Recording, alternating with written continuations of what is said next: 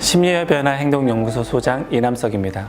오늘은 쌍둥이도 성격이 똑같을까에 대한 것으로 말씀드릴까 합니다. 쌍둥이는 심리학자들이 많이 연구하는 소재이기도 합니다. 이유는 nature, nurture, 즉 생존하기 처음에 태어날 때의 출생 배경, 즉 유전자가 더 중요한지 아니면 양육 환경, nurture가 더 중요한지에 대해서 사람의 성격 혹은 발달에게 영향을 주는 것이 어떤 게 더 큰지에 대해서 이야기를 알아보기 위해서 그렇게 심리학자들은 관심을 갖고 있습니다. 그래서 쌍둥이인데 서로 다른 양육 환경, 즉 입양을 해서 어딘가 가서 키워지고 있는 아이와 같이 크고 있는 아이를 연구하기도 합니다. 그래서 연구 결과가 어떻게 되어 있냐면 쌍둥이는 기본적인 성향은 비슷한 거로 나왔습니다. 그런데 만약에 길러진 환경이 너무도 다혈질인 곳에서 길러졌다 그러면 그 아이도 거기서 적응하려다 보니까 어쩔 수 없이 다혈질이 되는 겁니다. 사실은 기본적인 자원은 DNA, 자기가 갖고 있는 유전자적인 특징이 중요한 건 맞는데 환경에 적응하려고 성격을 개발하다 보니까 어쩔 수 없이 거기에 더 양육 환경에 적응하려고 성격이 변한 것이 있습니다. 사람들도 마찬가지입니다.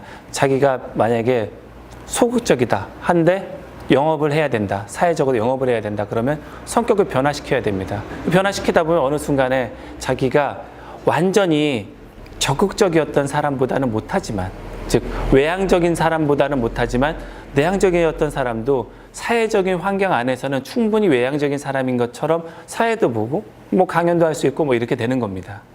그래서 쌍둥이는 성격이 같을까? 당연히 쌍둥이로서 같이 자란 친구들은 성격이 같습니다. 그런데 성격이 양육 환경이 다르다. 그럼 달라집니다.